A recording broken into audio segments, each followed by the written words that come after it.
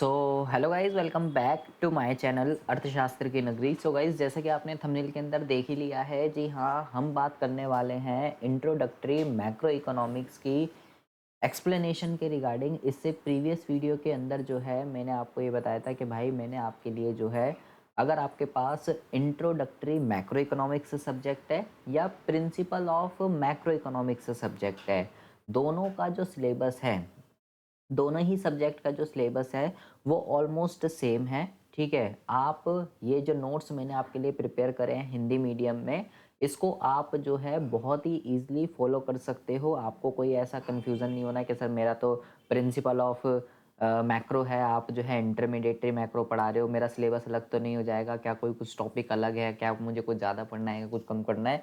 आप बहुत ही बेझिझक इस सीरीज़ को फॉलो कीजिए। आज से हम जो है इसकी कंप्लीट एक्सप्लेनेशन की वीडियो जो है लेकर आएंगे। ठीक है, जब तक आपके एग्ज़ाम है तब तक इसको हम कंप्लीटली जो है कवर कर लेंगे। ठीक है, ये नोट्स अगर आपको चाहिए तो मेरे भाई आप इंस्टाग्राम पे मेरे को फॉलो कर सकते हैं, दुग्गल_रिटर्न_ के सर जिस नोट्स से आप इंट्रोडक्टरी मैक्रो इकोनॉमिक्स या प्रिंसिपल ऑफ मैक्रो इकोनॉमिक्स का जो आप पढ़ा रहे हो, जो हिंदी मीडियम में आपने नोट्स प्रिपेयर करे हैं, वो जो है हमको शेयर कर दीजिए।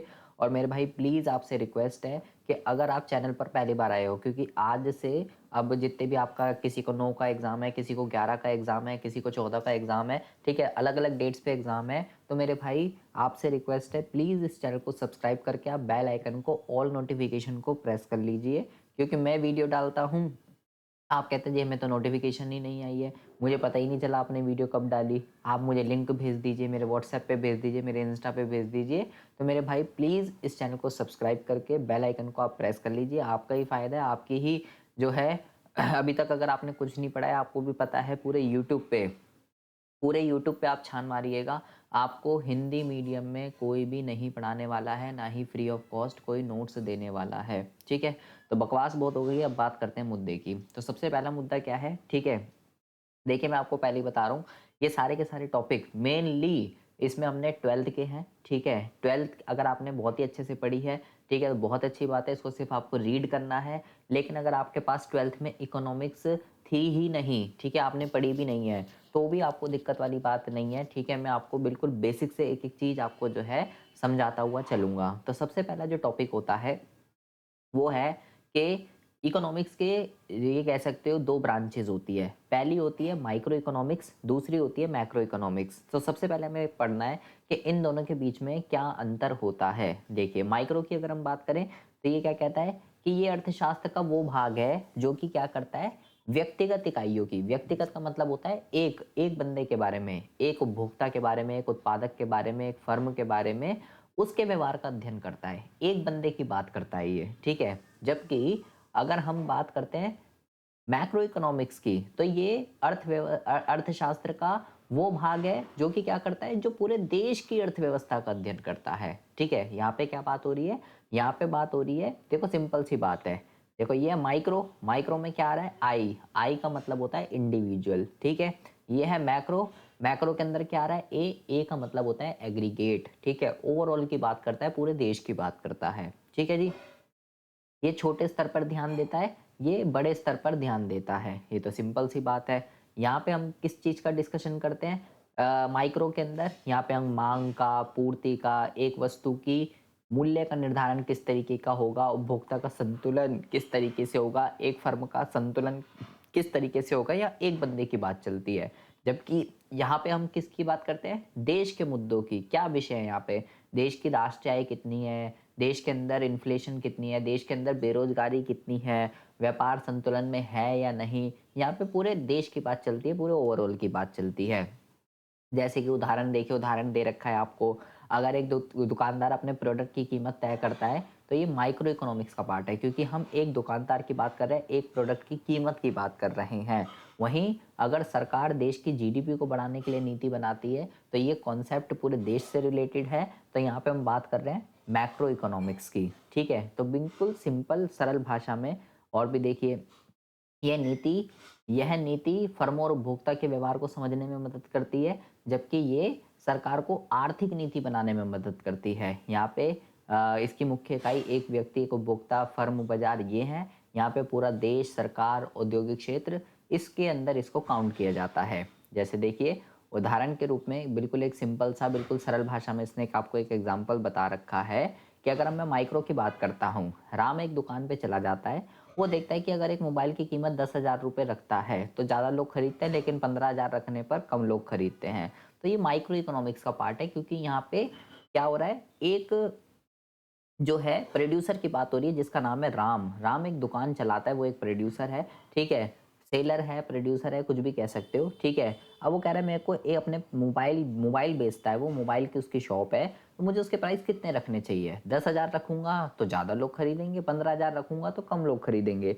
तो ये कॉन्सेप्ट एक इंडिविजुअल कॉन्सेप्ट है, इसलिए ये माइक्रो का कॉन्सेप्ट है। वहीं सरकार ये देखती है कि देश में बेरोजगारी क्यों बढ़ रही है और उसके लिए क्या नीतियाँ बनानी चाहिए। तो यहाँ पे पूरे देश का कॉन्सेप्ट हो रही है, एग्रीगेट की बात हो रही है, बड़े लेवल पे बात हो रही है। तो ये जो है मेरे भाई समष्टि अर्थशास्त्र का जो है कॉन्सेप्ट है, ठीक है। तो आई होप आपको जो है बहुत ही अच्छे से समझ में आ गया होगा कि माइक्रो और मैक्रो में क्या डिफरेंस होता है, ठीक है।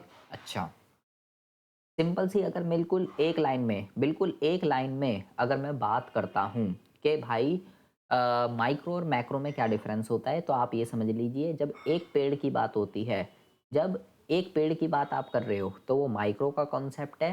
पूरे जंगल की अगर आप बात कर रहे हो तो वो मैक्रो का कॉन्सेप्ट है। इससे इजी मैं आपको नहीं बता सकता हूँ, ठीक है। अच्छा, अब हम बात करते हैं अगले मेन मुद्दे के रिगार्डिंग, ठीक है। ये बहुत ही इंपॉर्टेंट है एग्जाम के पॉइंट ऑफ व्यू से, ठीक है। इसको जरा ध्यान से समझेंगे।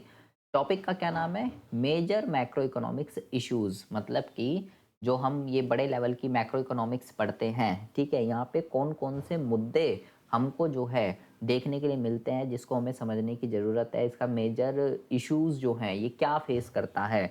तो सबसे पहला इशू क्या है? सबसे पहला इशू जो है यहाँ पे देखिए क्या लिखा हुआ है, राष्ट्रीय आय। मतलब कि यह एक देश के द्वारा एक वर्ष के अंदर अंदर उत्पन्न किए गए सभी वस्तुओं और सेवाओं का कुल मूल्य होता है कि एक देश ने एक साल के अंदर अंदर कितनी गुड्स एंड सर्विसेज जो है ये कह सकते हो प्रोड्यूस की है, बेची है, जो मन आप कह सकते हो, ठीक है। तो ये देश की आर्थिक स्थिति का मापदंड होता है और इसके माध्यम से विकास की जो दर है वो जानी जाती है। तो सबसे जो पहला मुद्दा है मैक्रो इकोनॉमिक का, ठीक है, वो क्या है? नेशनल इनकम, ठीक है जी।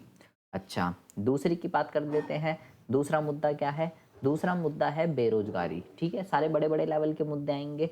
बेरोजगारी क्या है? जब देश के लोग काम करना चाहते हैं लेकिन उन्हें काम नहीं मिल पा रहा, तो उसको बेरोजगारी कहते हैं। तो भाई मैक्रो इकोनॉमिक्स के अंदर दूसरा जो मेजर इशू है वो है अनएम्प्लॉयमेंट। ये देश की अर्थव्यवस्था पे नकारात्मक प्रभाव डालता है, ठीक है, जो गरीबी को क्या करता है? बढ़ाता है। तो दूसरा मैक्रो इकोनॉमिक्स का इशू जो है वो है अनएम्प्लॉयमेंट। तीसरा है इन्फ्लेशन, मतलब कि जब समय के साथ साथ गुड्स और सर्विसेज के प्राइजेस जब बढ़ते रहते हैं तो उसको इन्फ्लेशन कहते हैं। इससे आम लोगों की क्रय शक्ति घट जाती है, परचेजिंग पावर घट जाती है और जीवन यापन जो है वो बहुत ज़्यादा महंगा हो जाता है। तो मैक्रो इकोनॉमिक्स का अगला इशू है कि भाई कैसे इसको जो है कंट्रोल किया जाए, इन्फ्लेशन कैसे कंट्रोल हो, बेरोजगारी कैसे दूर हो, ज़्यादा से ज़्यादा हम गुड्स एंड सर्विसेज कैसे प्रोड्यूस करें। ये सब मैक्रो मैक्रो इकोनॉमिक्स के इश्यूज हैं, ठीक है जी। अगला क्या इशू है? आर्थिक विकास, मतलब कि ये किसी देश के अंदर उत्पादन क्षमता के एक देश के अंदर उत्पादन क्षमता मैक्सिमम से मैक्सिमम कितनी है, एक देश कितना मैक्सिमम प्रोड्यूस कर सकता है। उत्पादन क्षमता और आय में समय के साथ वृद्धि को दर्शाता है। ये अच्छे जीवन यापन स्तर और समृद्धि की ओर बढ़ने का संकेत देता है या संकेत होता है कि भाई अगर एक देश की उत्पादन क्षमता बढ़ रही है, आय बढ़ रही है, तो वो देश जो है ग्रोथ कर रहा है, डेवलप हो रहा है, ठीक है। तो कैसे हम देश के अंदर हम कैसे जो है इकोनॉमिक ग्रोथ कर सके, ये मैक्रो इकोनॉमिक्स का अगला इशू है। व्यापार संतुलन के ये देश के अंदर निर्यात और आयात के बीच का अंतर होता है, ठीक है। बैलेंस ऑफ ट्रेड क्या है? एक देश ने कितना निर्यात करा, कितना आयात करा। निर्यात से हमारे पास विदेशी मुद्रा आएगी, पैसे आएंगे, और आयात से जाते हैं, ठीक है। तो इसके बीच में संतुलन बना के रखना। अगर निर्यात ज़्यादा है तो लाभ होता है क्योंकि पैसे आएंगे आपके पास, और अगर आयात ज़्यादा होता है तो आपको लॉस होता है क्योंकि आपकी तरफ से पैसे जाएंगे। निर्यात का मतलब दूसरे देशों को माल बेचना, आयात का मतलब दूसरे देशों से माल खरीदना, तो इसलिए निर्यात से पैसे आते हैं, आयात से जाते हैं। तो इसके बीच में तालमेल बना रहे, बैलेंस बना रहे, ये मैक्रो इकोनॉमिक का अगला इशू होता है। ठीक है, अगला क्या है, राजकोषीय घाटा। जब सरकार की राजकोषीय घाटा क्या होता है, सरकार खर्चा करती है, सरकार जो चल रही है वो खर्चा करती है। ठीक है, सरकार खर्चा कहाँ से करती है, जब उसके पास पैसे आते हैं। तो जब सरकार की कुल आय और कुल खर्च, जब सरकार की पास पैसे कम आ रहे होते हैं लेकिन सरकार खर्चा ज़्यादा कर देती है, तो उसको राजकोषीय घाटा कहते हैं। ठीक है, तो इसको ये बताता है कि सरकार को अपनी योजनाओं के लिए उधार लेना पड़ रहा है, क्योंकि सरकार के पास उतना पैसा नहीं आ रहा है जितने सरकार के खर्चे हैं। तो इसके बीच में बैलेंस बना रहे, ज़्यादा घाटा, राजकोषीय घाटा देश के लिए अच्छा जो है नहीं होता है। अगला इशू क्या है, इंटरेस्ट रेट्स। ये वह दर होती है जिस पर बैंकों से जो है लोन वगैरह जो है हम लेते हैं। इंटरेस्ट रेट अर्थव्यवस्था के अंदर इन्वेस्टमेंट, सेविंग, इन खर्चे, इन सबको क्या करता है, इन सबको जो है इफेक्ट करता है। लास्ट क्या है, मनी सप्लाई। मनी सप्लाई का क्या मतलब होता है, ये देश के अंदर, ये देश के अंदर उपलब्ध कुल धन की मात्रा को दर्शाता है कि at a particular point of time पर एक देश के अंदर कितनी मुद्रा जो है मौजूद होती है। ठीक है, मुद्रा आपूर्ति ज़्यादा या कम होने से महंगाई पे और ब्याज की दर पे असर पड़ता है। तो मैक्रो इकोनॉमिक का अगला इशू ये है कि भाई धन की मात्रा ना तो अर्थव्यवस्था के अंदर ज़्यादा होनी चाहिए, ना तो कम होनी चाहिए। ठीक है, दोनों ही चीज़ें हानिकारक होती है। तो इसमें जितनी आवश्यकता है मुद्रा की मात्रा की, उतनी मात्रा में मुद्रा अर्थव्यवस्था के अंदर हो, बस डेट्स इट। ये 8 मेजर इश्यूज है जो कि मैक्रो इकोनॉमिक्स के अंदर डिस्कस किए जाते हैं। मैक्रो इकोनॉमिक्स पे मेन ये कह सकते हो, जो मैक्रो इकोनॉमिक्स जिस चीज़ का अध्ययन करता है, इसका जो स्कोप है वो यही है कि भाई इन सब प्रॉब्लम्स को क्या करना, इन सब प्रॉब्लम्स को जो है दूर करना। ठीक है, अच्छा, अगला क्या कॉन्सेप्ट है, अगला कॉन्सेप्ट है स्टॉक और फ्लो जो है ये क्या होता है, किस चीज़ को स्टॉक कहते हैं, किस चीज़ को फ्लो कहते हैं। ठीक है, स्टॉक की अगर हम बात करें तो कहता है ये किसी समय विषय पे मापे जाने वाली राशि होती है, और फ्लो की अगर बात करें तो कहता है यहाँ पे क्या कहता है, यहाँ पे कहता है समय विषय पे मापी जाने वाली, और यहाँ पे क्या कहता है, यहाँ पे कहता है समय अवधि में मापे जाने वाली। समय अवधि एक दिन हो सकता है, एक महीना हो सकता है, घंटे हो सकते हैं, साल हो सकते हैं, क्वार्टर हो सकता है, कुछ भी हो सकता है, उसको समय अवधि कहते हैं। ये किसी निश्चित तिथि पर मौजूद राशि को मापता है, ये किसी समय अंतराल में होने वाली गतिविधि को मेजर करता है। अभी आपको पूरा कॉन्सेप्ट समझाऊंगा, आपको समझ में आ जाएगा। ये at a point of time पे मेजर किया जाता है, ये over a period of time पे मेजर किया जाता है। जैसे कि अगर मैं बोलूं कि 31 मार्च 2025 को मेरे खाते में 50,000 रुपये थे, या मेरे खाते में 50,000 रुपये जमा किए, तो मैं एक एग्जैक्ट डेट की बात कर रहा हूँ। ठीक है, मैं एक एग्जैक्ट डेट की बात कर रहा हूँ। ठीक है, जहाँ पे भी हम एक एग्जैक्ट डेट की बात करते हैं तो मेरे पास एक एग्जैक्ट पॉइंट ऑफ टाइम है, वो चीज़ स्टॉक कहलाती है।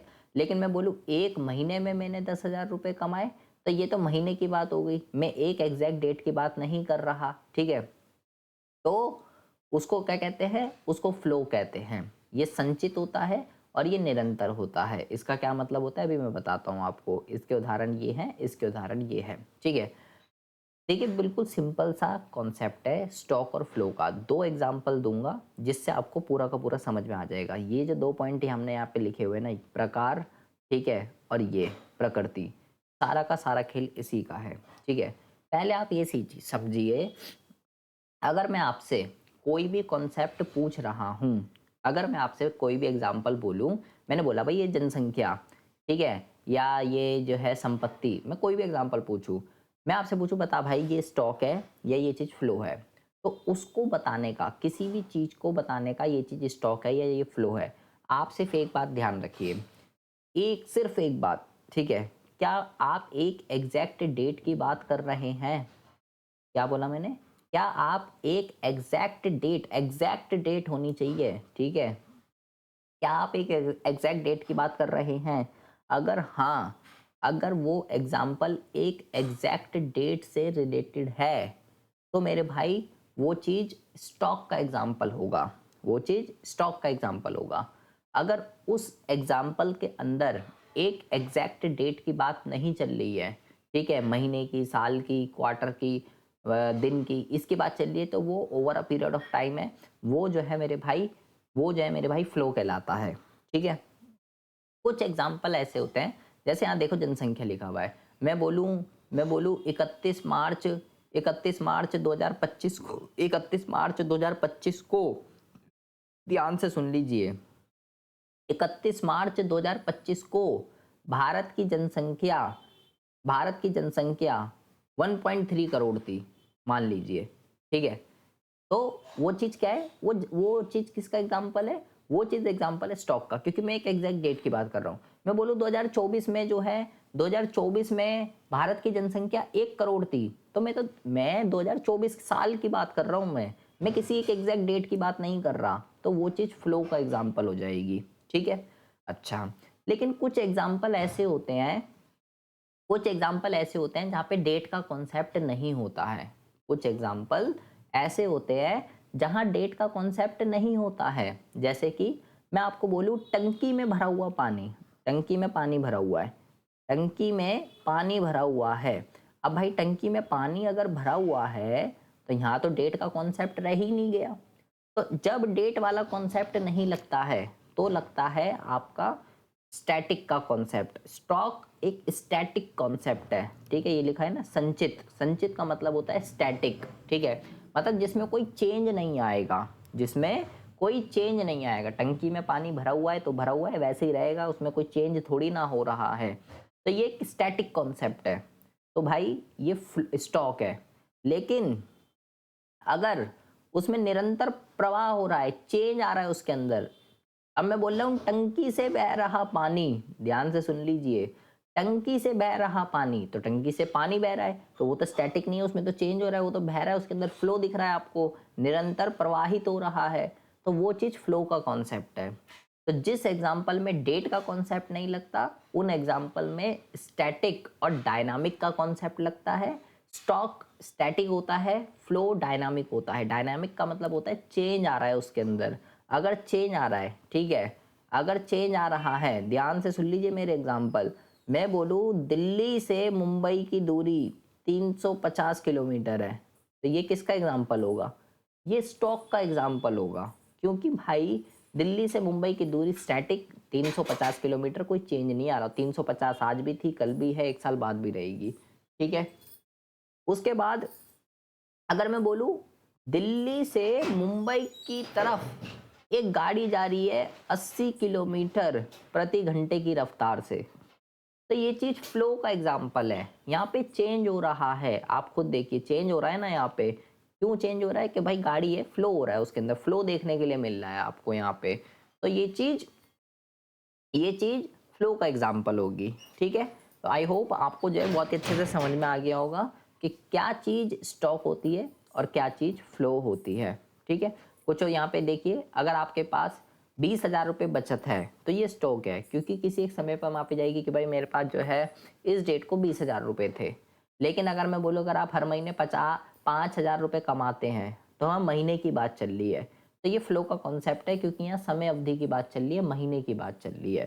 ठीक है, अच्छा, अब हम बात करते हैं एक बहुत ही इंपॉर्टेंट टॉपिक की, जिसका नाम है सर्कुलर फ्लो ऑफ इनकम। ठीक है, सर्कुलर फ्लो ऑफ इनकम क्या होता है, इसको हमें 3 उसमें पढ़ना है, 2 सेक्टर, 3 सेक्टर और 4 सेक्टर। ठीक है, ध्यान से समझेंगे, ये एग्जाम के पॉइंट ऑफ व्यू से बहुत ही ज़्यादा इम्पॉर्टेंट है। ठीक है, पहले तो हम समझते हैं कि सर्कुलर फ्लो ऑफ इनकम का मतलब क्या होता है, मीनिंग क्या है सर्कुलर फ्लो ऑफ इनकम का।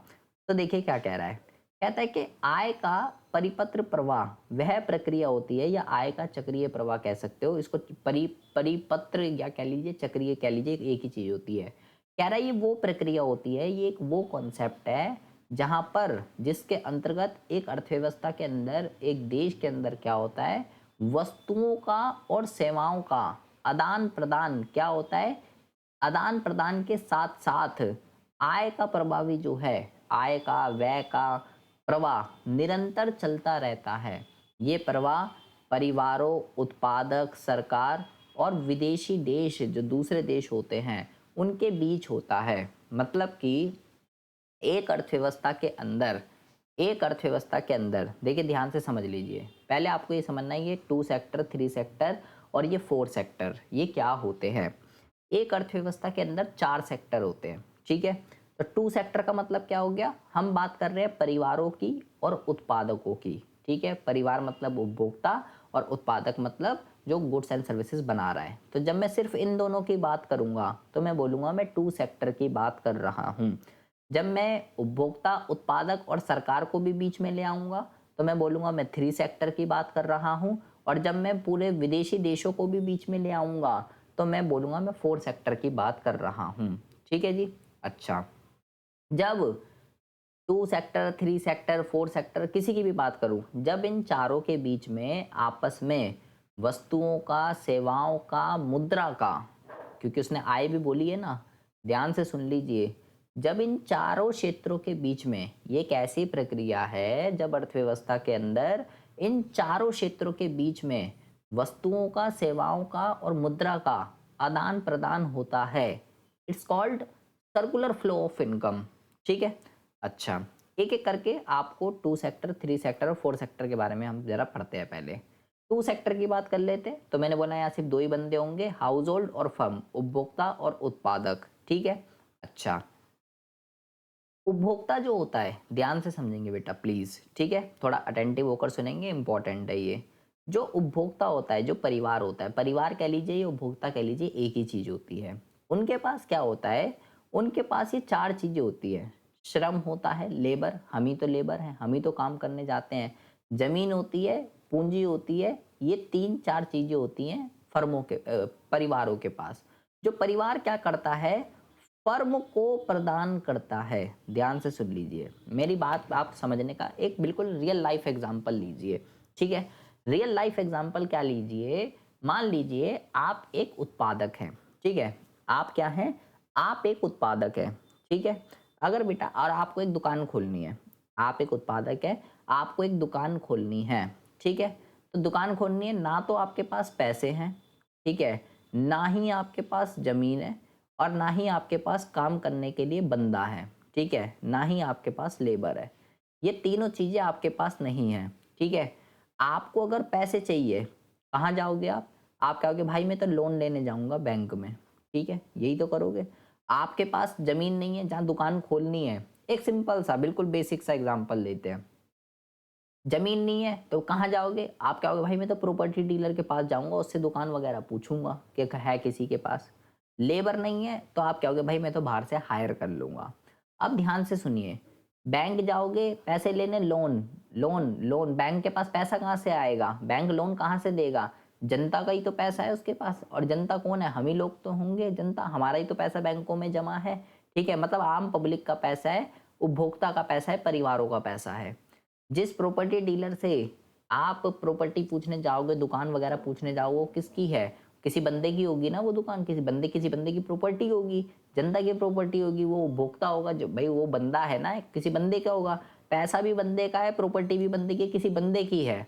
और हायर जब आप करोगे, मान लो उसी बंदे को कर लिया आपने हायर, ठीक है, काम करने के लिए। मतलब जो ये जो 3 चीजें चाहिए होती है, लैंड, लेबर, कैपिटल, ये एक प्रोड्यूसर किससे लेता है, दूसरे बंदों से लेता है। और वो दूसरा बंदा कौन होता है, वो दूसरा बंदा होता है उपभोक्ता, परिवार क्षेत्र। परिवार क्षेत्रों के पास ये चीजें होती है, लेकिन चाहिए होती है उत्पादक को, चाहिए होती है फर्मों को गुड्स एंड सर्विसेज प्रोड्यूस करने के लिए, तो ये उसको देता है। फ्री में नहीं देगा, बदले में क्या लेगा, बदले में फर्म उन्हें अगर लेबर ली थी तो उसको वेजेस देनी पड़ती है, जमीन के बदले में, पूंजी के बदले में ब्याज देना पड़ता है, जमीन के बदले में किराया देना पड़ता है, ठीक है। इसको क्या कहते हैं, ध्यान से सुन लीजिए इन चीजों को। और ये लाभ, देखिए लाभ लिखा हुआ है, कहीं आप बोले ये लाभ क्या है, लाभ देते हैं, लाभ किसको देते हैं, लाभ देते हैं, देखो 4 चीजें होती है, लैंड, लेबर, कैपिटल, इंटरप्रेन्योर, ठीक है। ये 4 चीजें होती है फैक्टर ऑफ प्रोडक्शन की। लैंड के बदले में, लैंड के बदले में किराया जाता है, लेबर को वेजेस जाती हैं, कैपिटल के बदले में इंटरेस्ट जाता है, और इंटरप्रेन्योर जो काम स्टार्ट करता है, इंटरप्रेन्योर एक बंदा है, ठीक है, ये कोई बंदा नहीं है, ये कोई बंदे नहीं है। इंटरप्रेन्योर एक बंदा है जिसने अपना काम स्टार्ट करा है, ठीक है। इंटरप्रेन्योर एक बंदा है जिसने काम स्टार्ट करा है, वही बंदा जो काम जिसने फर्म जिसने खोली, जिसने काम स्टार्ट करा है, उसको लाभ मिलता है, उसको प्रॉफिट मिलता है। ठीक है, तो मेरे भाई इन चीज़ों को, इन तीन चीज़ों को फैक्टर ऑफ प्रोडक्शन कहते हैं। ठीक है, फैक्टर ऑफ प्रोडक्शन कहते हैं, और इन सब चीज़ों को फैक्टर पेमेंट कहते हैं। ठीक है, इतनी बात आ गई समझ में।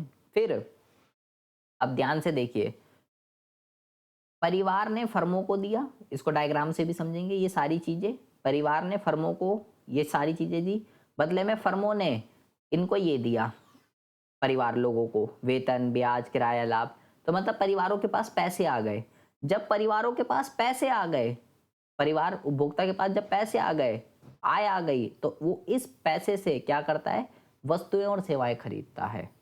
बिल्कुल सिंपल सा कॉन्सेप्ट है, बिल्कुल आपकी डेली लाइफ का एग्जांपल मैंने आपको समझाया है। देखिए ये डायग्राम देखेंगे, बहुत ही ज़्यादा इंपॉर्टेंट है, इससे आपको पूरा का पूरा समझ में आ जाएगा। ठीक है जी, 2 सेक्टर समझ में आ गया, 3 भी आ जाएगा, 4 भी आ जाएगा। सबसे पहले क्या हुआ, सबसे पहले ध्यान से देख लीजिए क्या क्या हो रहा है।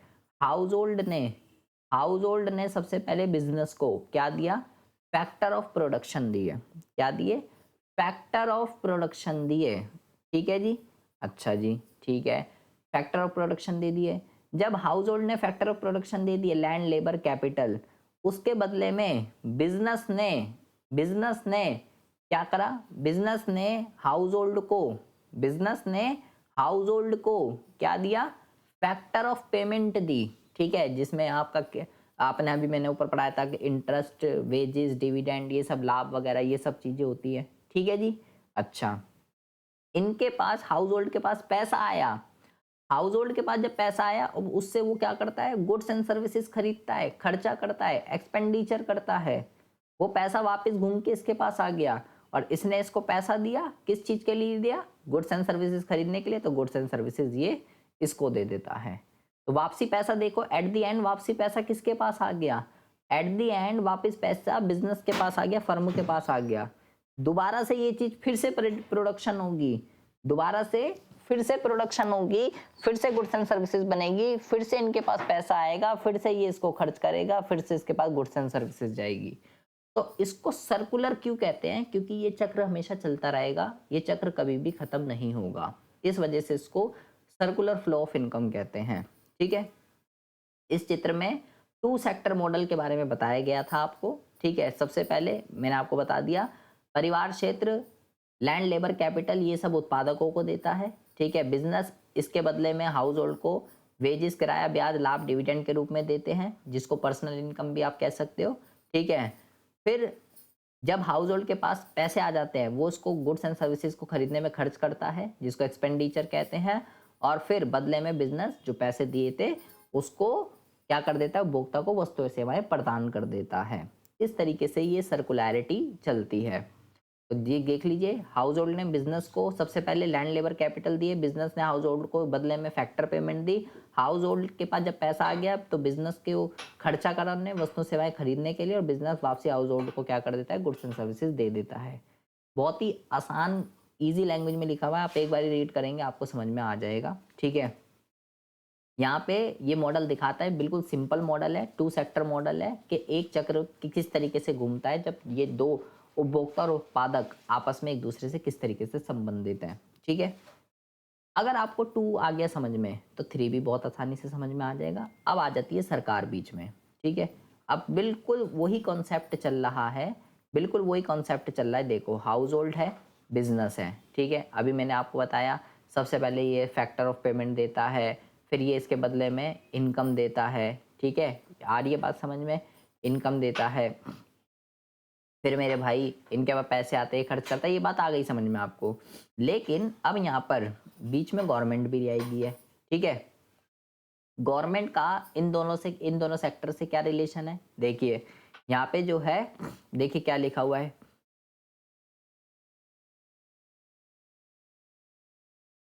देखिए गवर्नमेंट का इन दोनों से क्या रिलेशन है भाई।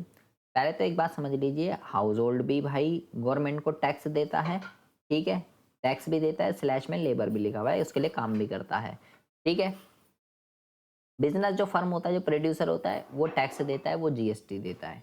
दोनों ही सेक्टर गवर्नमेंट को टैक्स देते हैं। सबसे पहली बात तो आप ये समझ लीजिए, ठीक है। अब अगर ये दोनों सेक्टर गवर्नमेंट को टैक्स देते हैं, तो टैक्स हम देते हैं, बदले में कुछ हमें सर्विस मिले, तो गवर्नमेंट क्या करती है, गवर्नमेंट हाउस होल्ड सेक्टर को भी और बिजनेस को भी सर्विसेज भी देती है, और उनके लिए अच्छे काम भी करती है, सब्सिडीज भी देती है, कई तरीके के काम करती है। तो इस तरीके से गवर्नमेंट का रिलेशन होता है इन दोनों सेक्टर के साथ। इस डायग्राम को समझेंगे, देखिए। सबसे पहले हाउस होल्ड से बिजनेस तक ये वही है, इसको मैं हम दोबारा नहीं बता रहा, जो पे हम 2 सेक्टर पे पढ़ के आए हैं। लेकिन और बिजनेस से हाउस होल्ड तक ये वाला दो चरण हम पढ़ चुके हैं, ये तो 2 सेक्टर मॉडल ही है। अब बात आती है गवर्नमेंट की। गवर्नमेंट का हाउस होल्ड से क्या रिलेशन है? गवर्नमेंट, सरकार हाउस होल्ड से टैक्स लेती है, ठीक है, बदले में सरकार उन्हें एजुकेशन देती है, हेल्थ देती है, पेंशन देती है, ये सेवाएं देती है। तो ये चक्र टैक्स से लेबर और सर्विस इनकम के तीर में दिखाया गया, जो ऊपर डायग्राम में था, ठीक है। बिल्कुल इसी तरीके से गवर्नमेंट और बिजनेस का क्या रिलेशन है? गवर्नमेंट और बिजनेस का, बिजनेस से भी टैक्स लेती है और उसके बदले में दोनों को सब्सिडी देती है, ठीक है। हमें भी सब्सिडी मिलती है, हाउस होल्ड को भी मिलती है, प्रोड्यूसरों को भी मिलती है, और उनके सेवाओं के बदले भुगतान करती है, जैसे कि टैक्स उसमें दिखाया गया है। तो जैसे 2 सेक्टर मॉडल था, ऐसे 3 सेक्टर मॉडल है, ठीक है। हाउस होल्ड ने बिजनेस, बिजनेस से हाउस होल्ड, ये तो 2 सेक्टर की बात हो गई। फिर हाउस होल्ड से गवर्नमेंट पे टैक्स गया, क्या दिया? धन। क्या पाया? सरकारी सेवाएं। बिजनेस ने गवर्नमेंट को क्या दिया? टैक्स। क्या गया? धन। मिला क्या? सरकारी भुगतान। क्या पाया? सब्सिडीज वगैरह और कुछ गवर्नमेंट से सर्विसेज वगैरह। गवर्नमेंट ने हाउस होल्ड और बिजनेस को दोनों को क्या दिया? सर्विसेज दी और कुछ पेमेंट करी, शिक्षा, सब्सिडी वगैरह ये सब, और बदले में मिला क्या? टैक्स। इससे इजी मेरे भाई कुछ नहीं हो सकता। बिल्कुल सिंपल सा डेली लाइफ का आपका एग्जांपल है ये। 4 सेक्टर देख लीजिए। 4 सेक्टर में क्या है? अब दूसरे देश भी आ गए, दूसरे देशों के साथ आयात निर्यात हो रहा है, तो सेम देखिए। अब ये देखिए 4 सेक्टर मॉडल देखिए। अब यहाँ पर क्या है? देखिए हाउस होल्ड, बिजनेस और गवर्नमेंट, ये 3, ये हम समझ चुके हैं। जो दूसरा देश है, जो दूसरा देश है, दूसरे देशों के साथ क्या होता है? दूसरे देशों के साथ हम एक्सपोर्ट करते हैं, ठीक है। दूसरे देशों के साथ हम एक्सपोर्ट करते हैं, हम इंपोर्ट भी करते हैं, ठीक है। दूसरे देशों के साथ हम एक्सपोर्ट करते हैं, दूसरे देशों के साथ हम इंपोर्ट भी करते हैं, ठीक है। देखिए यहाँ पे इसको समझेंगे, इस डायग्राम को। हाउस होल्ड से बिजनेस तक और गवर्नमेंट तक का रोल ये हम पढ़ के आ चुके हैं, ये वही है, इसमें कोई अलग चीज नहीं है, ठीक है। अब देखिए फॉरेन सेक्टर पे आ जाइए सीधा। फॉरेन सेक्टर से हमारा क्या रिलेशन है? व्यवसाय अपने उत्पादकों को निर्यात करते हैं, ठीक है, जिससे देश में पैसा आता है। पैसे को आना, देश के अंदर पैसा आना इंजेक्शन कहलाता है। वहीं कुछ वस्तुएं हम विदेशों से आयात करते हैं, जो हमारे देशों में नहीं होती, इससे देश से पैसा बाहर जाता है, जिसको लीकेज कहते हैं।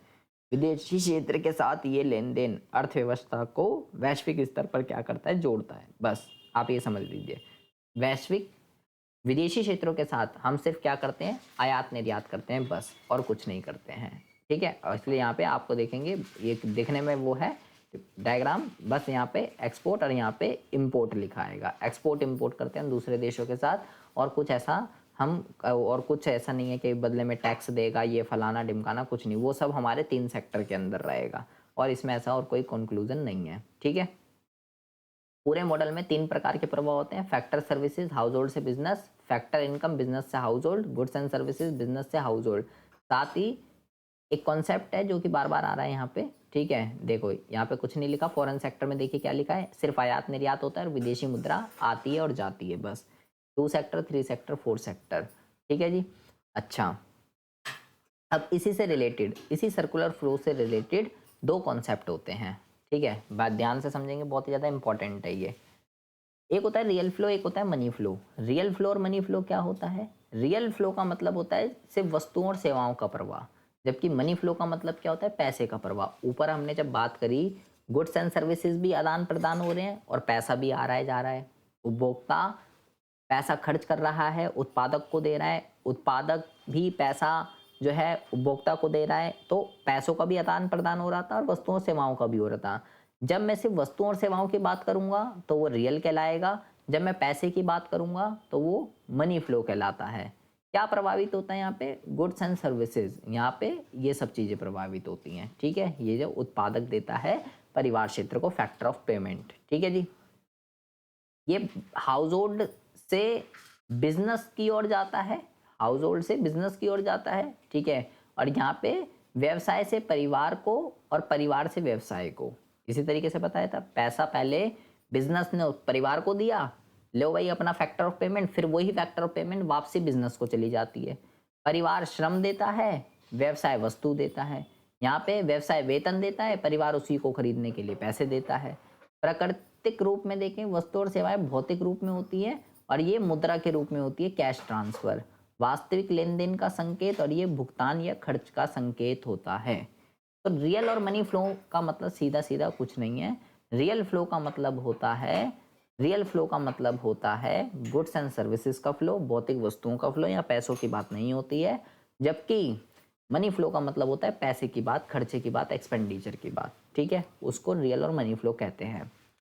उसी डायग्राम के अंदर इंजेक्शन और लीकेज की भी बात चल रही थी। कहीं पे इंजेक्शन लिखा हुआ था, कहीं पे लीकेज लिखा हुआ था। ठीक है, तो क्या होता है इंजेक्शन और क्या होता है लीकेज? देखिए, ये आय का वो हिस्सा होता है जो अर्थव्यवस्था से बाहर चला जाता है। लीकेज का मतलब होता है पैसे का जाना, और इंजेक्शन का मतलब होता है पैसे का आना। इससे राष्ट्रीय आय कम होती है, इससे राष्ट्रीय आय बढ़ती है। जैसे मान लीजिए लोग सेविंग कर रहे हैं, लोग पैसे खर्च ही नहीं कर रहे। ठीक है, तो लोग पैसे खर्च ही नहीं कर रहे तो अर्थव्यवस्था के अंदर पैसे आएंगे कहाँ से? आएगा ही नहीं। जब गुड्स एंड सर्विसेज पे पैसा खर्च ही नहीं हो रहा, तो मेरे भाई इससे क्या हो रहा है? लीकेज हो रही है। पैसा सर्कुलर फ्लो से पैसा खत्म हो गया। सर्कुलर फ्लो में पैसा कब आएगा? जब लोग गुड्स एंड सर्विसेज पे पैसा खर्च करेंगे। टैक्स, लोगों के पास पैसे कम हो जाएंगे, लोग पैसा खर्च ही नहीं करेंगे। जब टैक्स चला गया तो लोगों के पास इनकम ही नहीं बची। आयात, दूसरे देशों से आप आयात कर रहे हो तो आपके सर्कुलर फ्लो में, आपके सर्कुलर फ्लो से पैसा कम हो जाएगा ना, क्योंकि पैसा तो आपने दूसरे देशों के दे दिया, दूसरे देशों से आपने वस्तुएं और सेवाएं खरीद ली। सेम ऐसे ही यहाँ पे जितना ज़्यादा से ज़्यादा निवेश होता है, जितना ज़्यादा से ज़्यादा सरकारी खर्च होता है, जितना आप दूसरे देशों को बेचते हो माल, उससे सर्कुलर फ्लो के अंदर ज़्यादा से ज़्यादा पैसा आता है। इंजेक्शन का मतलब पैसे का आना सर्कुलर फ्लो के अंदर, लीकेज का मतलब पैसे का जाना सर्कुलर फ्लो से। ठीक है, इससे धन अर्थव्यवस्था से बाहर जाता है, इससे धन अर्थव्यवस्था में वापस आता है। अगर लोग अपनी सारी आय बचा लेते हैं और खर्च नहीं करते तो ये लीकेज का एग्जाम्पल होगा। क्योंकि अब आप बोलोगे भाई इस एग्जाम्पल के अंदर, आप बोलोगे भाई इस एग्जाम्पल के अंदर लोग पैसे बचा रहे हैं, खर्च नहीं कर रहे, तो पैसा अर्थव्यवस्था से बाहर कैसे चला गया? पैसा तो हमारे देश के अंदर ही है, बंदा तो देश के अंदर ही है ना। अर्थव्यवस्था से बाहर चला जाना, या ये इसने किस कंटेक्स्ट में लिखा है? आयात के कंटेक्स्ट में लिखा है ये। ठीक है, अर्थव्यवस्था से बाहर चला जाना या सर्कुलर फ्लो से बाहर चला जाना। ठीक है, अगर आप अपने देश के लोगों की बात करोगे तो कॉन्सेप्ट आएगा सर्कुलर फ्लो से बाहर चला जाना। ठीक है, अगर सरकार सड़क पर खर्च करती है तो वो इंजेक्शन का एग्जाम्पल होगा, ज़्यादा से ज़्यादा खर्चा होगा। सड़कें बन रही है, रोड बन रही है, ब्रिज बन रहे हैं, ट्रांसपोर्टेशन में हो रहा है, तो भाई लोगों को काम धंधा मिलेगा, लोगों के पास पैसे आएंगे, लोगों के पास पैसे आएंगे तो लोग खर्च करेंगे। तो ये कॉन्सेप्ट किसका हो जाएगा? ये कॉन्सेप्ट हो जाएगा लीकेज का। ठीक है जी, तो आई होप आपको जो है मेरे भाई बहुत ही अच्छे से समझ में आ रहा होगा। ठीक है, कैसे काम करता है ये? खर्च में कमी करके आर्थिक गतिविधियों को धीमा कर देता है और इससे आर्थिक गतिविधियां तेज होती हैं। ठीक है जी, बिल्कुल सरल एग्जाम्पल से यहाँ पे भी और समझाया गया है आपको। राम अपनी आय का एक बड़ा हिस्सा बैंक में जमा कर देता है, जिससे बाजार में खर्च कम होता है। सेव कर लिया आपने तो राम अब खर्चा नहीं कर पाएगा। ठीक है, तो किसका एग्जाम्पल है? लीकेज का। भारत विदेशी सामान अधिक खरीदता है, आयात ज्यादा करता है दूसरे देशों से, अपने देश का नहीं खरीदता, तो पैसा देश से बाहर चला जाता है। दोनों ही एग्जाम्पल किसके? लीकेज के। और देखिए, सरकार गरीबों को सब्सिडी देती है या सड़क बनवाती है, सरकारी खर्च हो रहा है, लोगों के पास पैसे आएंगे, लोग खर्च करेंगे वस्तुओं सेवाओं पे, इंजेक्शन का एग्जाम्पल है। विदेशी लोग भारतीय वस्तु पे खरीदते हैं, निर्यात, पैसा आ रहा है भारत के अंदर। ठीक है, इंजेक्शन का एग्जाम्पल है। इससे सिंपल और इससे सरल भाषा में आप ये सब टॉपिक नहीं समझ सकते, आप इस बात को गांठ बांध दीजिए। अच्छा, आई होप आपको जो है मेरे भाई बहुत ही अच्छे से कॉन्सेप्ट, बहुत ही अच्छे से टॉपिक आपको समझ में आ रहे होंगे। ठीक है, कि मैं आपको क्या समझाने का प्रयास जो है ये कर रहा हूँ। अब हम बात करते हैं अगले मुद्दे के रिगार्डिंग।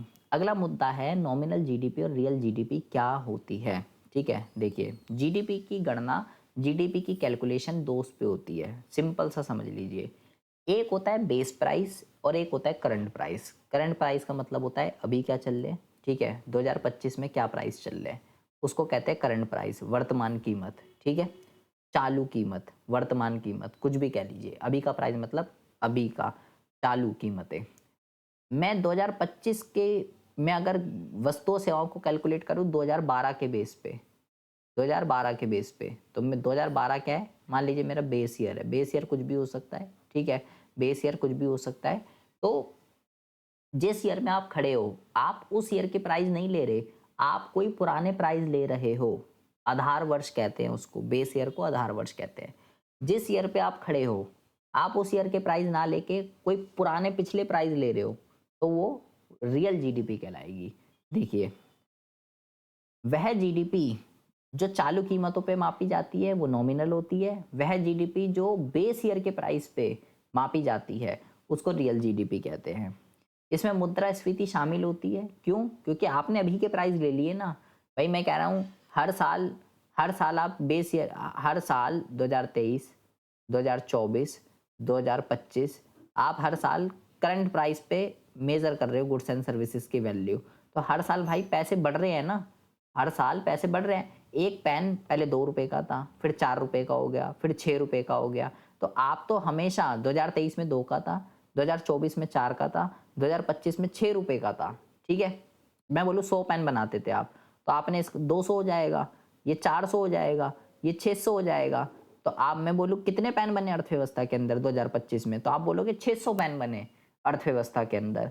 तो आप तो पैसे जो उसके करंट के हैं अभी जो बढ़ते जा रहे हैं, इन्फ्लेशन का मतलब क्या होता है, जो गुड्स एंड सर्विसेज के प्राइस बढ़े, तो नॉमिनल के अंदर, क्योंकि करंट प्राइस पे आप जीडीपी को कैलकुलेट करते हो और करंट प्राइस पे इन्फ्लेशन जुड़ी हुई होती है, ये आप याद रख लीजिए। अब आप प्राइस ले रहे हो 2012 के, 2012 में वो पेन 1 रुपए का था, तो 1 रुपए का था, और आज वो पेन जबकि है 6 रुपए का 2025 में, लेकिन 2012 में वो पेन 1 रुपए का था, और आप 100 पेन बना रहे हो। तो मैं बोलूँ जीडीपी की वैल्यू कितनी है, तो आप बोलोगे 100। तो रियल में इन्फ्लेशन इंक्लूड नहीं होती है, नॉमिनल में इन्फ्लेशन जुड़ी हुई होती है। आई होप आपको समझ में आ रहा होगा मैं क्या समझाना चाह रहा हूँ। वास्तविक वृद्धि दर्शाता है क्या ये नॉमिनल जीडीपी, क्या एक्चुअल में ग्रोथ हुई है? अब आपकी तो जीडीपी बढ़ रही है, देखिए पहले 200 थी, पहले 200 थी, फिर 400 हो गई, फिर 600 हो गई। यहाँ पे देखिए, पहले 200 थी जीडीपी, नॉमिनल जीडीपी, फिर 400 हो गई, फिर 600 हो गई। तो आपकी जीडीपी तो बढ़ रही है। आप कहोगे देश तो विकास कर रहा है, डबल हो जा रही है हर साल, 200 से 400, 400 से 600, बढ़िया है भाई। लेकिन आपने एक बात गौर करी, पेन तो 100 ही बने जा रहे हैं हर साल। पेन में तो, पेन की प्रोडक्शन तो बढ़ी ही नहीं रही। पहले भी 2023 में भी 100 पेन बन रहे थे, 2024 में भी 100 पेन बन रहे हैं, 2025 में भी 100 पेन बन रहे हैं। ये जो जीडीपी बढ़ रही है किस वजह से बढ़ रही है? अबे ये तो इसकी वजह से बढ़ रही है, प्राइस की वजह से, 2 4 6। तो ये अच्छा है, ये तो महंगाई है, ये तो बेकार है, ये तो नहीं, ये बेकार है। आपको लिखना है क्या ये, या ये विकास दर्शा रहा है, ग्रोथ हो रही है क्या? नहीं, ये तो केवल कीमत बढ़ने से बढ़ता है। ये तो इन्फ्लेशन को दिखा रहा है, महंगाई कितनी हो रही है। लेकिन यहाँ देखिए, यहाँ पे आप बेस ईयर के प्राइस ले रहे हो 2012 में। 2012 में वो प्राइस 1 रुपए था, 100 पेन आप बना रहे थे, 2012 में 100 आ गया, ठीक है। अब मान लीजिए 2025 में 200 पेन बना रहे हो, भाई पहले आपने 100 बनाए तो 100 आ गया। अब 2025 में आप 200 पेन बना रहे हो, अब आप 200 पेन बना रहे हो, प्राइस वही ले रहे हो 1 रुपए, तो मेरे भाई कितना आ गया 200। ये जो बढ़ा, ये किस वजह से बढ़ा? क्वांटिटी की वजह से बढ़ा है। ये क्वांटिटी की वजह से जब बढ़ता है, वो रियल जीडीपी है, वो ग्रोथ को दर्शाता है, ठीक है। जैसे कि देखिए एक एग्जांपल लिखा हुआ है, 2024 में जीडीपी 200 लाख करोड़ थी, लेकिन कीमतें 10% बढ़ गई। तो ये नॉमिनल का एग्जांपल है। 2024 में वास्तविक जीडीपी का उत्पादन की मात्रा को 2020 की कीमतों से अगर हम मापेंगे, जैसे मैंने बोला 2012 की, इस पे मैंने मापा 2025 की उस पे, तो वो क्या है, रियल जीडीपी का एग्जांपल है। ये सामान्य तुलना के लिए, जैसे कि सरकार की रिपोर्टिंग वगैरह के लिए काम आता है, और ये आर्थिक वृद्धि के लिए सटीक विश्लेषण करने के लिए काम आता है। कौन सा बेहतर होता है इसमें से? तो अभी मैंने आपको बता दिया, रियल जीडीपी बेहतर होती है। क्यों बेहतर होती है रियल जीडीपी? क्योंकि इसमें इन्फ्लेशन नहीं होती। इससे पता चलता है देश के अंदर एक्चुअल में कितना उत्पादन बढ़ा है, कितना नहीं बढ़ा है। इससे अर्थव्यवस्था की सच्ची वृद्धि का आंकलन किया जा सकता है, एक्चुअल ग्रोथ इससे पता चलती है। नॉमिनल वाली जो होती है वो तो सिर्फ कीमत बढ़ने से जीडीपी बढ़ती है, केवल इन्फ्लेशन दिखती है, जबकि असल में उत्पादन में कोई भी वृद्धि नहीं होती। इसलिए रियल जीडीपी ज़्यादा उपयुक्त मानी जाती है एज कंपैरिजन टू नॉमिनल। ठीक है। अच्छा, एक कॉन्सेप्ट होता है जिसको हम कहते हैं जीडीपी डिफ्लेटर। रियल क्या होती है, नॉमिनल कहती है, आई होप आपको समझ में आ गया होगा। ठीक है, रियल क्या होती है और नॉमिनल क्या होती है। अब उसी से रिलेटेड एक और कॉन्सेप्ट है जिसको हम कहते हैं जीडीपी डिफ्लेटर। जीडीपी डिफ्लेटर क्या होता है? ये एक इंडेक्स है, एक सूचकांक है जो कि क्या करता है, मूल्य स्तर में कितना परिवर्तन हुआ है, प्राइस में कितना चेंज हुआ है उसको दिखाता है। मतलब कि ये नाम मात्र और रियल और नॉमिनल या नॉमिनल और रियल इसके बीच के अंतर है जो है वो केवल कीमत है, उसको दिखाता है। जैसे कि इसका फॉर्मूला होता है GDP deflator nominal GDP divided by real GDP into में 100, ये इसका फॉर्मूला होता है। ठीक है, अगर मैं बोलूँ नॉमिनल है 220, रियल है 200, तो अगर मैं जीडीपी डिफ्लेटर के फॉर्मूले में रख दूँ 220, 200 इंटू 100 तो कितना आ जाएगा 110। मतलब कि 110 का क्या मतलब है? इसका मतलब है कि कीमतों में 10% की वृद्धि हुई है। मतलब बेस जो होता है वो 100 होता है, 100 से ऊपर जितना भी आएगा 110, 120, 130, 140, 100% में निकाल रहे हो ना आप। ठीक है, ये परसेंट में है। 100% मतलब जीरो इन्फ्लेशन, 100 से ऊपर 110 आया तो 10% की वृद्धि हो गई कीमतों में। ठीक है, 20, भाई सिंपल सी बात है, आप ये देखिए ये 220 आ रहा है और ये 200 आ रहा है, इसके बीच का गैप कितना है? इसके बीच का जो गैप है, इसके बीच का जो गैप है वो 20 है। तो 20 अपॉन में 200 ऐसे भी कर सकते हो आप, इंटू में 100, एक जीरो से एक जीरो, एक जीरो से एक जीरो, दो एकम दो, दो एकम दो, तो ये कितना आ गया 10%। भाई रियल और नॉमिनल के बीच में अंतर क्या है? सिर्फ कीमतों का ही तो है कि नॉमिनल में महंगाई जुड़ी हुई है, नॉमिनल में महंगाई जुड़ी हुई है और रियल में नहीं जुड़ी हुई है। तो बस यही तो निकालना है आपको कि कितना परसेंट महंगाई जुड़ी हुई है, तो 10% महंगाई जुड़ी हुई है इसके अंदर, खत्म बात। लेकिन क्या अब हम कह रहे हैं कि जो रियल जीडीपी होती है, जो रियल जीडीपी होती है वो तब बढ़ती है जब देश के अंदर उत्पादन बढ़ता है। तो क्या लेकिन इसकी भी कुछ लिमिटेशन है, इसकी भी कुछ कमियां हैं। उत्पादन तो बढ़ रहा है, ठीक है, हमने मान लिया बात कि रियल जीडीपी सिर्फ तब बढ़ेगी जब देश के अंदर वस्तुओं और सेवाओं का उत्पादन बढ़ेगा तो। लेकिन पहली कमी क्या है इसकी? गैर बाजार गतिविधियां शामिल नहीं होती। मतलब कि मैंने बोला रियल जीडीपी तब बढ़ती है जब देश के अंदर वस्तुएं और सेवाएं, दोनों की बात कर रहा हूँ, सेवाओं की भी बात कर रहा हूं मैं, सिर्फ वस्तुओं की बात नहीं कर रहा। जब इकोनॉमी के अंदर वस्तुएं और सेवाएं दोनों की प्रोडक्शन बढ़ती है तो उससे रियल जीडीपी बढ़ती है, हमारी जीडीपी बढ़ी हुई दिखती है।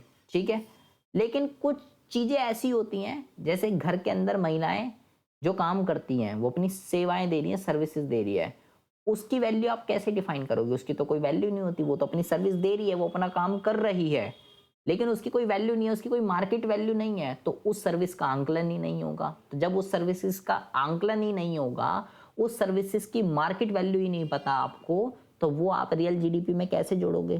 तो वो सारे जो गृहिणियां घर में काम करती हैं वो सारी सर्विसेज तो जुड़ेगी नहीं, उसके अंदर जुड़ेगी नहीं, मार्केट वैल्यू नहीं पता, तो आपकी रियल जीडीपी कम दिखेगी। सिंपल सी बात है, सर्विस प्रोड्यूस हो रही है but due to lack of information, due to lack of information आपको उसकी मार्केट वैल्यू नहीं पता, तो आप उस सर्विसेज को उसके अंदर जोड़ नहीं पा रहे हो, जिसकी वजह से आपकी रियल जीडीपी कम दिखेगी। ये पहली लिमिटेशन है। दूसरी क्या है? गुणवत्ता और नवाचार की अनदेखी। केवल मात्रा को मापा जाता है, क्वांटिटी को, गुणवत्ता में सुधार को नहीं मापा जाता। यहाँ पे कितनी क्वांटिटी प्रोड्यूस हुई, ठीक है, हाँ भाई कुलटन पे कुलटन भाई वस्तु प्रोड्यूस हो रही है, ठीक है, लेकिन उसकी क्वालिटी क्या है? सही क्वालिटी की, अबे ठीक है, अंधाधुन प्रोडक्शन हो रही है, ठीक है, बल्ले अंधाधुन हो रही है, लेकिन वो जो प्रोड्यूस हो रही है, जो गुड्स प्रोड्यूस हो रहे हैं वो खाने लायक ही नहीं है, वो यूज करने लायक ही नहीं है, तो ऐसी उसका क्या करोगे आप? बेकार है ना वो तो, उसकी जब क्वालिटी ठीक नहीं है तो। पर्यावरणीय प्रभाव को नहीं दर्शाता, प्राकृतिक संसाधनों का नुकसान या प्रदूषण को ये नहीं जोड़ता। गुड्स एंड सर्विसेज प्रोडक्शन से प्राकृतिक संसाधनों का दोहन भी होता है, पोल्यूशन भी होता है, एनवायरनमेंट को नुकसान भी होता है। तो ये भी तो दिखाए ना, फायदा तो दिखा रहे हो आप कि गुड्स एंड सर्विसेज प्रोड्यूस कर दीजिए हमने इतने, लेकिन उस प्रोडक्शन के पीछे कितना नुकसान हुआ है वो तो दिखाओ। असमानता को नहीं दर्शाता। जीडीपी बढ़ने से सभी नागरिकों को बराबर लाभ नहीं मिलता, किसी को ज़्यादा मिलता है, किसी को कम मिलता है। इनइक्वालिटी को ये नहीं शो करता। शिक्षा, स्वास्थ्य आदि इन सबको नहीं मापता। सामाजिक विकास के अन्य पहलुओं को ये नहीं दिखाता है। ठीक है, तो ये इसकी कुछ कमियां हैं। ये हर ऐसा नहीं है कि हाँ रियल जीडीपी अच्छी है, गुड्स एंड सर्विसेज प्रोड्यूस हो रही है तो देश विकास कर रहा है, ऐसा नहीं है। ये वर्तमान कीमत, वर्तमान प्रभाव के साथ जीडीपी का मूल्य देता है। ये अधिक सटीक है, तुलनात्मक होता है, मुद्रास्फीति को हटा देता है। जीडीपी डिफ्लेटर एक टूल है, एक फॉर्मूला है जो इन दोनों के बीच के मूल्य अंतर को समझने में मदद करता है कि कितनी महंगाई बढ़ी है, कितनी महंगाई नहीं बढ़ी है। रियल जीडीपी ज़्यादा बेहतर होती है नॉमिनल से, लेकिन इसकी भी कुछ कमियां हैं जिन्हें नज़रअंदाज नहीं किया जा सकता। कमी है तो है, हर चीज़ के फायदे हैं तो हर चीज़ के मेरे भाई नुकसान भी होते हैं। ठीक है, अच्छा, आई होप आपको जो है मेरे भाई बहुत ही अच्छे से सब कुछ चीज़ें समझ में आ रही होंगी। अब हम बात करते हैं अगले कॉन्सेप्ट की। कॉन्सेप्ट है कि फाइनल गुड्स और इंटरमीडिएट गुड्स ये क्या होते हैं, किसको फाइनल कहते हैं, किसको इंटरमीडिएट कहते हैं। ठीक है, देखिए फाइनल गुड्स में क्या कहता है कि जो वस्तुएं अंतिम उपभोग या निवेश के लिए खरीदी जाती हैं, बेटा वर्ड्स की वैल्यू है यहाँ पे, ध्यान से समझिएगा, या तो अंतिम उपभोग के लिए या अंतिम निवेश के लिए, अंतिम निवेश के लिए खरीदी जाती हैं, उसको फाइनल गुड्स कहते हैं। जो वस्तुएं आगे के उत्पादन के लिए प्रयोग की जाती हैं, आगे उससे प्रोडक्शन होगी, उसको इंटरमीडिएट गुड्स कहते हैं। मतलब क्या हुआ इसको अभी मैं समझाऊंगा, पहले हम किताब ही पढ़ लेते हैं। ये सीधे उपभोक्ता द्वारा इस्तेमाल की जाती है, सीधे उपभोक्ता द्वारा इस्तेमाल की जाती है, जबकि ये अन्य वस्तुओं को बनाने में इस्तेमाल की जाती है। बेटा मेरी बात ध्यान से सुनिए, इंटरमीडिएट जो है ना, इंटरमीडिएट हमेशा उत्पादक यूज करेगा। क्या कह रहा हूं मैं, हमेशा उत्पादक यूज करेगा इसको, हमेशा उत्पादक। क्यों, क्योंकि इंटरमीडिएट वस्तुएं कौन बनाता है, उत्पादक बनाता है ना। तो इंटरमीडिएट गुड्स वो गुड्स हैं जो आगे प्रोडक्शन में यूज होती हैं, इनको हम कच्चे माल की तरह यूज करेंगे। तो भाई वस्तुएं कौन बनाता है, उत्पादक, उत्पादक ही तो यूज करेगा। फर्नीचर बनाने के लिए लकड़ी, तो लकड़ी कौन यूज करेगा, उत्पादक। इसका यूजर हमेशा उत्पादक होगा। ठीक है, इसका यूज हम कच्चे माल की तरह करते हैं, दूसरी वस्तुएं बनाने के लिए करते हैं। ठीक है, ये ध्यान रखिएगा। लेकिन जो ये है फाइनल गुड्स, इसका यूजर उपभोक्ता भी होता है, इसका यूजर उपभोक्ता भी होता है, और प्लस इसका यूजर उत्पादक भी होता है। इसके दोनों यूजर हैं। ठीक है, ध्यान से समझ लीजिए। उसने बोला था अंतिम उपभोग के लिए भी यूज की जा सकती है या निवेश के लिए भी यूज की जा सकती है। ठीक है, यहाँ पे अब आप कहोगे भाई यहाँ तो इसने लिखा है सीधा उपभोक्ता द्वारा इस्तेमाल की जाती है। ठीक है, सीधा उपभोक्ता का द्वारा भी इस्तेमाल की जाती है, लेकिन उत्पादकों के द्वारा भी इस्तेमाल की जाती है। ठीक है, उपभोक्ता उत्पादक दोनों इस्तेमाल करते हैं इसको। ठीक है, कैसे करते हैं अभी वो आपको बता रहा हूँ। जीडीपी में इसको शामिल किया जाता है, इसको शामिल नहीं किया जाता। अगर एक उपभोक्ता द्वारा खरीदी गई कार, टीवी, हम अपने घर में TV, radio, television, washing machine ये सब खरीद रहे हैं, तो हम अपने उपभोग के लिए खरीद रहे हैं ना, हम आगे बेचने के लिए तो नहीं खरीद रहे। तो बेटा वो चीज़ क्या कहलाएगी, फाइनल गुड्स कहलाएगी। ठीक है, लेकिन अगर यही कार, ध्यान से समझ लीजिए, जब उपभोक्ता ने खरीदी अपने पर्सनल यूज के लिए, बीवी बच्चों को घुमाएगा, बस वापसी घर के आगे खड़ी कर देगा, तो वो फाइनल है। लेकिन बेटा जब यही कार, ध्यान से सुन लीजिए मेरी कार, यही कार जब एक कार डीलर खरीद ले, कार डीलर जिसका काम है गाड़ियों खरीदना और बेचना, तो यही गाड़ी क्या बन जाएगी, यही गाड़ी इंटरमीडिएट बन जाएगी। मतलब कि आप किसी वस्तु को देखकर, ध्यान से मेरे वर्ड्स को नोट कर लीजिए, भेजे में फिट कर लीजिए। आप किसी भी वस्तु को देखकर ये नहीं बता सकते हैं कि वो फाइनल है या इंटरमीडिएट है। क्या कह रहा हूं मैं, कोई भी वस्तु ना तो फाइनल होती है ना ही इंटरमीडिएट होती है। एक ही वस्तु बेटा फाइनल भी हो सकती है, एक ही वस्तु इंटरमीडिएट भी हो सकती है। सारी की सारी चीजें किस बात पे डिपेंड करती हैं? सारी की सारी चीजें इस बात पे डिपेंड करती हैं कि वो गुड्स फाइनल होगा या इंटरमीडिएट होगा।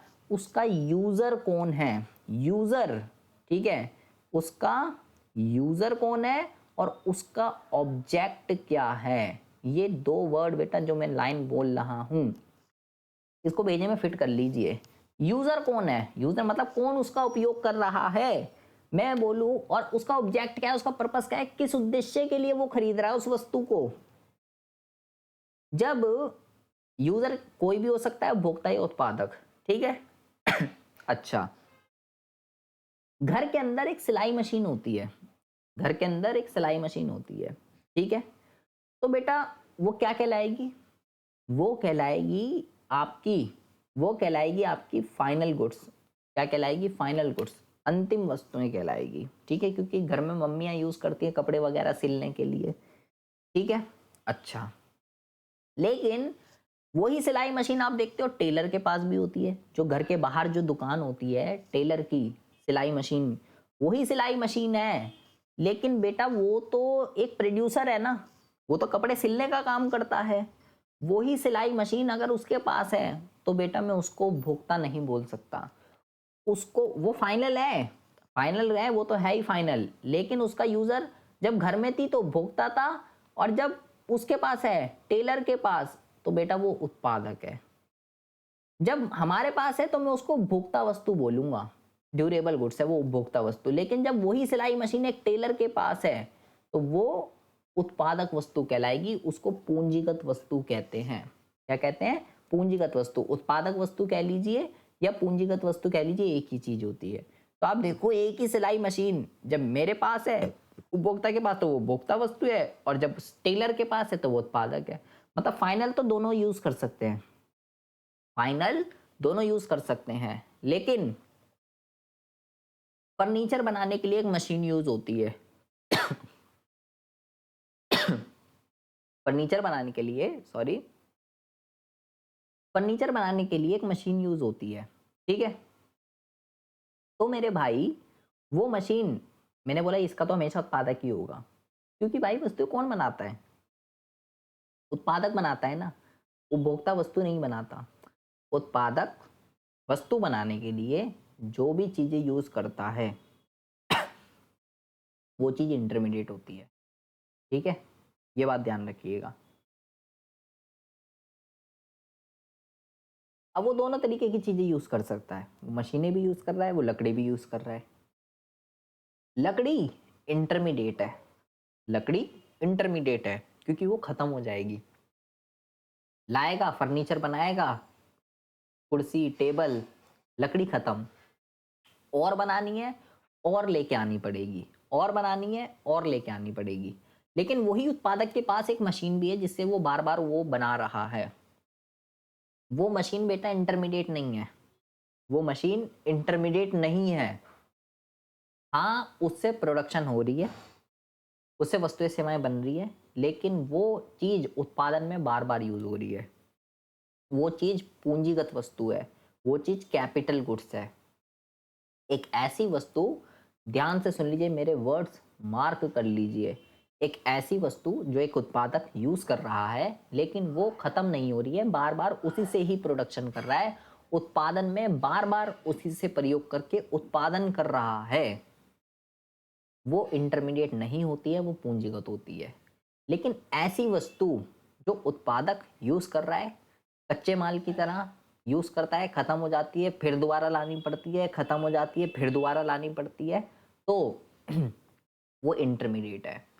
या तो कच्चे माल की तरह उपयोग करे, या अगर उत्पादक ने बेटा आगे बेचने के लिए, देखिए क्या लिखा है, उत्पादन की प्रक्रिया में प्रयोग की जाती है, ठीक है, या बेची जाती है। अगर आगे बेचने के लिए, जैसे मैंने बोला कार डीलर ने कार खरीद ली आगे बेचने के लिए, तो यहाँ तो ना कच्चे माल का कॉन्सेप्ट आया ना कुछ आया, आगे बेचने के लिए खरीदी है तो भी इंटरमीडिएट है, कच्चे माल की तरह यूज करेगा तो भी इंटरमीडिएट है। लेकिन उसी चीज से बार बार प्रोडक्शन करेगा, उत्पादन में यूज़ करेगा तो वो इंटरमीडिएट नहीं है, तो वो पूंजीगत है। बस इतना कॉन्सेप्ट आप समझ लीजिए, आपके लिए बेटा काफ़ी है इतना, ठीक है। आई होप आपको जो है बहुत ही अच्छे से समझ में आ गया होगा ये सारे के सारे टॉपिक। नेक्स्ट वीडियो में हम बात करेंगे यहाँ से डबल काउंटिंग। ज़्यादा पढ़ाऊंगा तो सारा ऊपर से निकल जाएगा। वीडियो अगर आपको अच्छी लगी है तो प्लीज़ इसको ज़्यादा से ज़्यादा लाइक कीजिएगा, अपने फ्रेंड सर्कल में शेयर कीजिएगा। ये नोट्स आपको चाहिए, इंस्टाग्राम पे आप मेरे को फॉलो कर सकते हैं, ठीक है। और चैनल पर अगर पहली बार आए हैं तो प्लीज़ इस चैनल को सब्सक्राइब करके बेल आइकन को आप प्रेस कर सकते हैं। तो मिलते हैं आपसे नेक्स्ट वीडियो में ऐसे इंटरेस्टिंग टॉपिक के साथ। तब तक के लिए have a good day, bye bye, take care.